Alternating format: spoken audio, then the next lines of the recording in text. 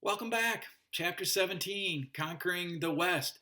No two chapters in our American history class seem more unrelated but still next to each other than talking about industrialization in Chapter 16 than the Wild West in Chapter 17. But the reality is, these two chapters need each other. You see, it's all about economics again and this concept of supply and demand. As more and more people move west to connect the Pacific states to the east, it increases markets. That means demand goes up for industrial goods, and that demand increases profits. Meanwhile, as the eastern cities grow, the demand for the raw materials and the food and agricultural products coming out of the Midwest increases in the east, thus motivating those people to move west. Of course, the railroads kind of sit in the middle of all of this. By 1869, the Transcontinental Railroad has been completed. This creates more jobs, and as the railroad network exponentially expands across the country, it also opens more and more markets. This, again, is going to create exponential economic growth. So, really, industrial America can't happen without the conquest of the West. Now, with that said, as the railroads expand, we also will see in Chapter 17 this similar pattern of the consolidation of wealth. Monopolies such as Union Pacific Railroad, the manipulation of economics through companies such as Credit Mobilier tend to unequally benefit people and investors such as Thomas Durant. And this is going to again create some problems in America, but it also creates lots of jobs and lots of opportunities, particularly for minorities such as women, as westward expansion continues to accelerate. Of course, the title of the chapter is Conquering the West, which reminds us that the West is the last stronghold of the Native Americans who had been systematically being eliminated from the North American continent to make way for the growing and developing United States.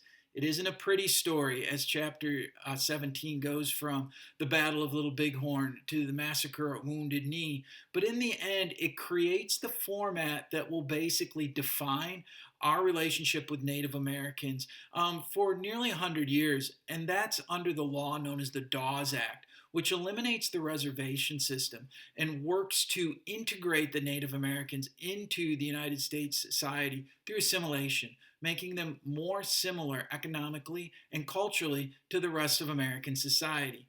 We will see that that basic systematic pattern is going to fail. And in the process, it's going to have an incredibly detrimental effect, not only on the Native Americans, but on the loss of culture throughout the United States.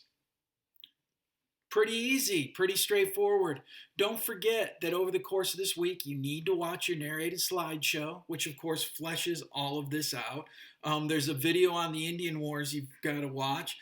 There's also in the supplementary checklist a discussion group about the motivations of westward expansion you need to participate in, and a little video that's going to help us out when we get together in our chat session, talking about the role of women in the West and how economic opportunities also affect political and social opportunities for minorities, and in this case, looking at women. Other big thing, I wish I could just let you go 3 minutes, but the other big thing is you've got an essay coming due in a couple weeks. It's our first big essay of the semester. Make sure you click the links to look at it, and also make sure you can even look at it through the assignment drop-down window. When you do, you will get the prompt, and you also get a rubric that helps you build the essay. The essay itself, there's my cat over there. Oops, over there. See him? Anyway, yeah, now you know I'm home and I have a real life. Anyway, back to this essay that we're talking about. Yeah, the essay.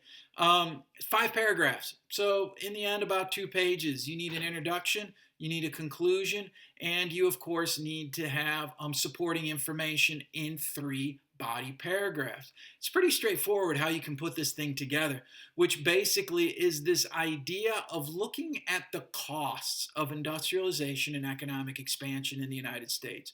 Sure, the slideshows have looked a lot at the benefits of this, but we know that in the short run there are costs, and we also know that industrialization has costs that stretch not only in the 1800s, but all the way to today. And this essay asks you to basically only pick out one long-term and one short-term cost, and to basically at the same time evaluate right? The value of those losses, is it worth it? Cost benefit analysis.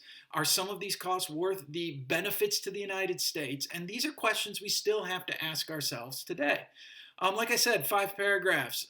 Each body paragraph needs a topic. Don't make this hard on yourself. Think about it. You can have your topics as simple as one paragraph about short-term costs, one paragraph about long-term costs, one paragraph that evaluates that. Wrap it up with a conclusion, start it with an introduction that gives some background information, and a thesis statement that basically answers the question. That's how you have to write these essays. Don't overthink these things. Use a formula. Introduce your topic, explain your topic with 3 body paragraphs, wrap up your findings, and summarize in a conclusion. Remember, don't plagiarize this thing. Make sure that if you're using outside sources, that you cite them using MLA formatting. For those of you who are confused by this, there is a menu in your table of contents that basically links you to some places to help you walk through this. It's something you should have picked up in your English composition classes. Remember, if you're having any problems with these things, feel free to email me, and we can talk about them. We can work them out, and we of course can talk a lot more about this in our chat session. See you next week.